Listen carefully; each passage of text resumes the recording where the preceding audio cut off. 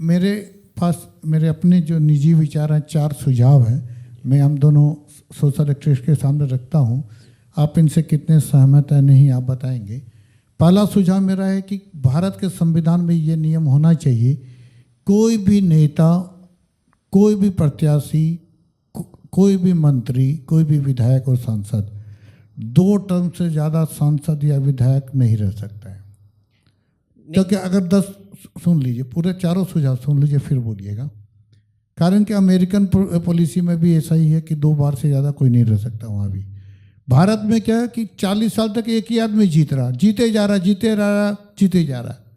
भले ही उसका बेटा दोबारा चुने, लेकिन खुद ही 20 साल 30 साल 40 साल से एक ही पद पे बैठा हुआ।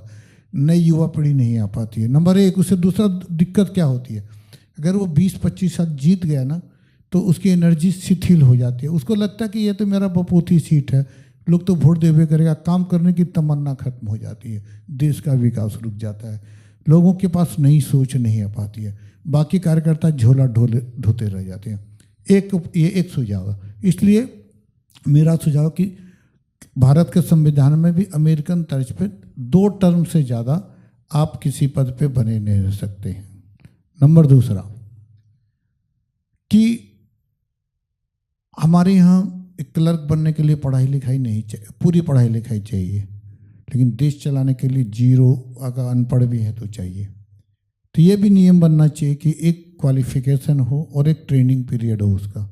हालांकि इससे एक दूसरा हिस्सा भी दिखता है कि अगर इससे भारत अशिक्षित है तो अशिक्षित लोगों का अधिकार छीन जाता है, लेकिन देश के विकास के लिए ज़रूरी है।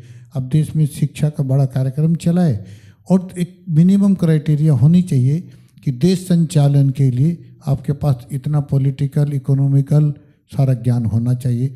नहीं तो क्या होता है, वहाँ के निचले अधिकारी है उनको गुमराह करके किसी भी दिशा में ले जा सकते हैं। ये मेरा दूसरा सुझाव।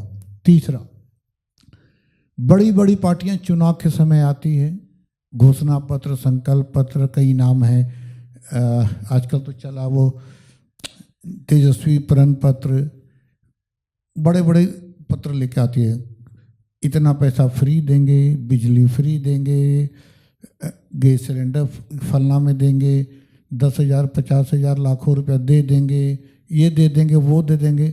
जबकि अब कि हम बिहार की ही बात करें तो जो दोनों पार्टियों ने, गठबंधन ने जो चुनावी घोषणा पत्र जारी किए हैं, दूर दूर तक इसकी पूरी होने की संभावना नहीं है। लेकिन लोगों को, शिक्षित कम पढ़े लिखे लोग हैं, गरीब लोग हैं, उनको गुमराह करने के लिए, उनको समझाने के लिए, उनको ये लालच देने के लिए संकल्प पत्र बना देते हैं, घोषणा पत्र बना देते हैं।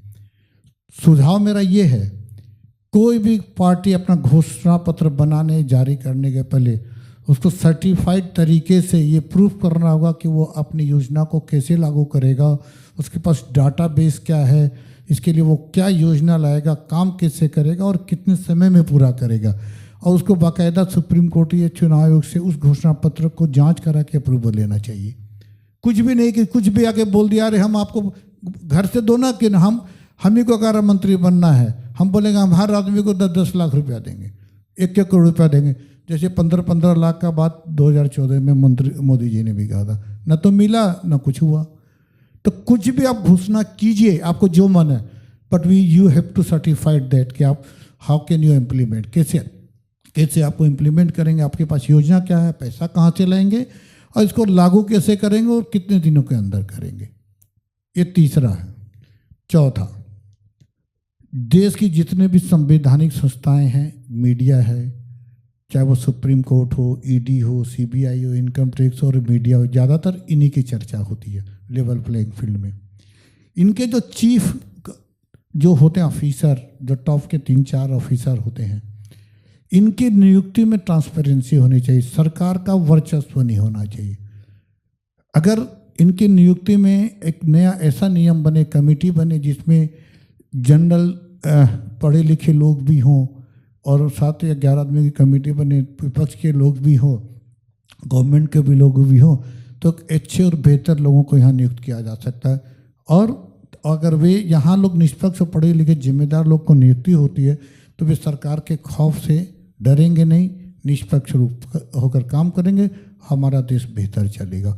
मीडिया भी अपना रोल निभा पाएगा। मैं आपको उदाहरण देता हूँ, इंग्लैंड में, यूके में मीडिया के लिए एक अलग से बजट होता है सरकार का, वो संविधान में लिखा हुआ है। जैसे यहाँ पे MP के लिए, MLA के लिए, जुडिशरी के लिए फंड है, यहाँ मीडिया के लिए कोई फंड नहीं है।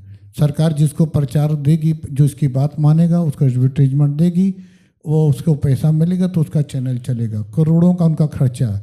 अगर आप उसके हिसाब से NT में खबर चलाएंगे तो वो आपको विज्ञापन नहीं देंगी, उसका खर्चा नहीं निकलेगा। तो यहाँ मीडिया पे आरोप लगते हैं, मैं मानता हूँ, लेकिन आरोप लगाना आसान है, लेकिन मीडिया की भी कहीं ना कहीं ये मजबूरी हो जाती है, क्योंकि प्रोसेस ऐसा है। तो प्रोसेस ये भी होना चाहिए कि बड़े बड़े जो संवैधानिक इंस्टीट्यूट्स हैं, कॉन्स्टिट्यूशनल इंस्टीट्यूट्स हैं, संवैधानिक संस्थाएं, उनके अधिकारियों की नियुक्ति निष्पक्ष ट्रांसपेरेंसी तरीके से समान अधिकारों के साथ हो। दूसरा, मीडिया का रोल भी संविधान में ऐसा हो कि जो भी रजिस्टर्ड मीडिया है, चाहे वो पेपर हो, प्रेस हो, चैनल हो, सेटेलाइट चैनल हो, व्हाटएवर जो भी हो, उनको सरकार की ओर से बराबर फंड मिले, इस संविधान में उनका राइट हो। तो शायद हो सकता है कि कोई भी सरकार गलत कदम उठाने के पहले लाख बार सोचेगी। ये मेरे पर्सनल 4 सुझाव हैं। अगर इन चारों को लागू हो कर दिया जाए देश में, तो न मेरे को पूरा भरोसा है कि 80% ये हॉर्स ट्रेडिंग की बात आप कर रहे हैं, खरीद बिक्री टिकट की बात कर रहे हैं, सब कुछ दूर हो जाएगा। अब आप बताएंगे शर्मा जी, अब मेरे सुझाव से आप कितने सहमत हैं? आपके प्रस्ताव से पूरी तरह सहमत हूँ।